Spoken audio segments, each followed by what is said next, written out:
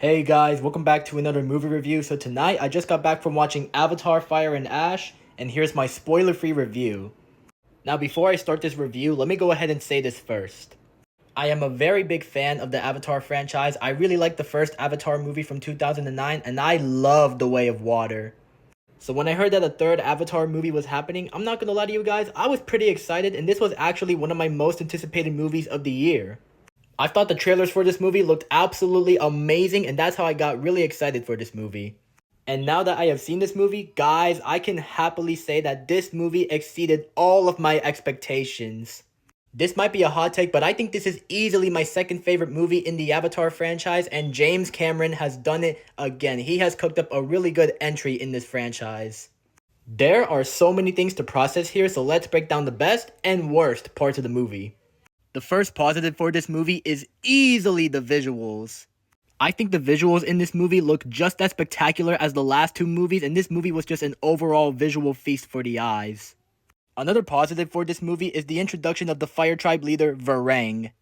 The way they introduced Varang in this movie was absolutely fire, no pun intended, and I'm not gonna lie to you guys, she was looking super fine. Not only did I fall in love with the motion capture and the design for this character, I fell in love with the character herself.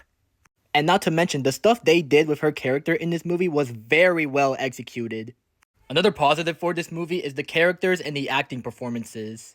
I really liked every single character in this movie, and the acting performances from Sam Worthington as Jake Sully, Zoe Saldana as Neytiri, Stephen Lang as Miles Quaritch, Sigourney Weaver as Kiri, and the rest of the cast were all phenomenal. Another positive for this movie is the pacing. I want you guys to keep in mind that this movie is the longest movie in the Avatar franchise because it has a runtime of 3 hours and 15 minutes, but I actually thought the runtime of this movie didn't bother me at all, and the pacing of this movie actually wasn't that bad. Another positive for this movie is the world building. I absolutely love the world building in this movie, and just seeing the world of Pandora is quite an immersive experience.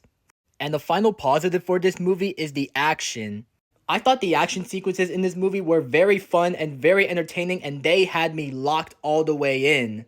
Now on to the negatives. The first negative for this movie is that it did kind of feel like a rehash of Way of Water at times. There were some scenes in this movie that just felt way too similar to the stuff we've seen in Way of Water, and I feel like they could have gone in a completely different direction to make it not feel like a rehash of Way of Water. And the final negative for this movie is that the Fire Tribe themselves had so much potential, but they sadly didn't live up to it. What I mean by that is, for a movie that has the word fire in it, I expected more from the Fire Tribe, and I wish they could have fleshed them out more to make us spend more time with them. Overall, I had such a blast in the theaters watching this. I thought this was a worthy addition to the Avatar franchise, and in my humble opinion, I think that this is easily the second best Avatar movie of all time, and the rating I would give for this is a solid 8.5 out of 10.